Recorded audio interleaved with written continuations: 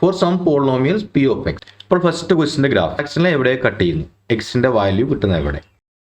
Hi, ഇന്നത്തെ video പോളിനോമിയലിനെ കുറിച്ച്. CBSE 10ാം ക്ലാസ്സിലെ രണ്ടാമത്തെ ചാപ്റ്ററാണ് പോളിനോമിയൽസ്. അപ്പോൾ പോളിനോമിയൽസ് ചാപ്റ്ററിലെ കുറച്ച് പ്രോബ്ലംസ്, ടെക്സ്റ്റ് ബുക്കിലെ പ്രോബ്ലംസ് സൊല്യൂഷൻസ്, അതൊക്കെയാണ് ഇന്നത്തെ വീഡിയോ ചെയ്യുന്നത്. ഓരോരോ വീഡിയോ ആയിട്ട് ഓരോ എക്സസൈസിലെ ക്വസ്റ്റ്യൻസ് ആണ് ചെയ്യുന്നത്. വീഡിയോ തുറന്ന് കാണാം.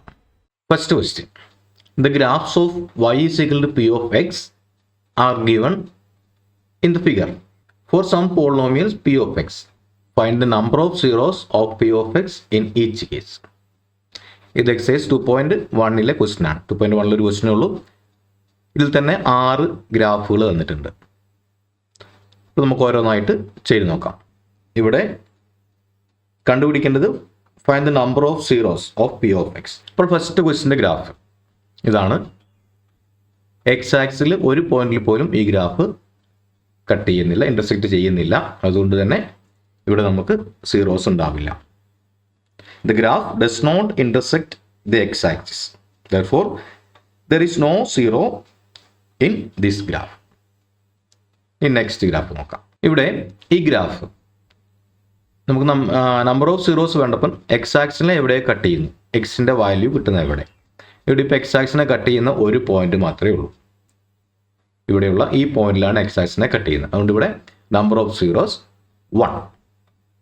The graph intersects the x axis at 1 place, so that here is 1 0 in this graph.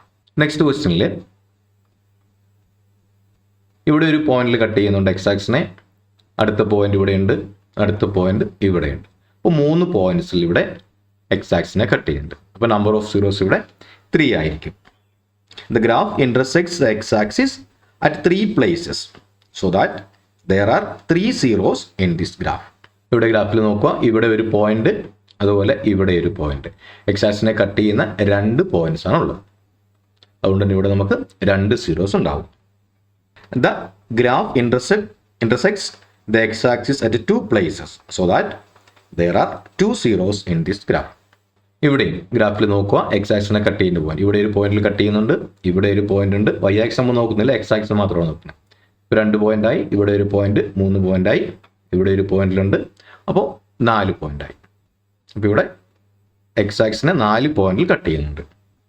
The graph intersects the x-axis at 4 places. So there are 4 zeros in this graph. Next question, ഗ്രാഫിൽ നോക്കുക, ഇവിടെ ഒരു point, ഇവിടെ രണ്ടാമത്തെ point, ഇവിടെ മൂന്നാമത്തെ point. 3 പോയിന്റിൽ ഈ ഗ്രാഫ് എക്സ് ആക്സിനെ കട്ട് ചെയ്യുന്നുണ്ട്. അപ്പോൾ the graph intersects the x-axis at 3 places, so that there are 3 zeros in this graph. അപ്പോൾ ഒന്നാമത്തെ ക്വസ്റ്റ്യനിൽ ഒരു പോയിന്റിലും കട്ട് ചെയ്യുന്നില്ല, എക്സ് ആക്സിനെ കട്ട് ചെയ്യുന്നില്ല. അതുകൊണ്ട് there is no zero in this graph. ഇനി രണ്ടാമത്തെ ക്വസ്റ്റ്യനിൽ ഒരു സ്ഥലത്തെ കട്ട് ചെയ്യുന്നുള്ളൂ, അതുകൊണ്ട് 1 0.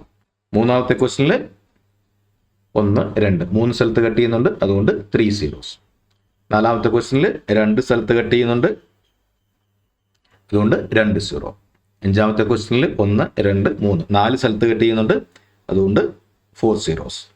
ആറാമത്തെ ക്വസ്റ്റ്യനിൽ 1 2 3 സ്ഥലത്താണ് ഗ്രാഫ് കട്ട് ചെയ്യുന്നത്, അതുകൊണ്ട് there are 3 zeros in this graph. അടുത്ത വീഡിയോയിൽ നെക്സ്റ്റ് പാർട്ട് 2.2 2.2 ക്വസ്റ്റ്യൻ നമുക്ക് ചെയ്യാം. അടുത്ത വീഡിയോയ്ക്ക് വേണ്ടി കാത്തിരിക്കും.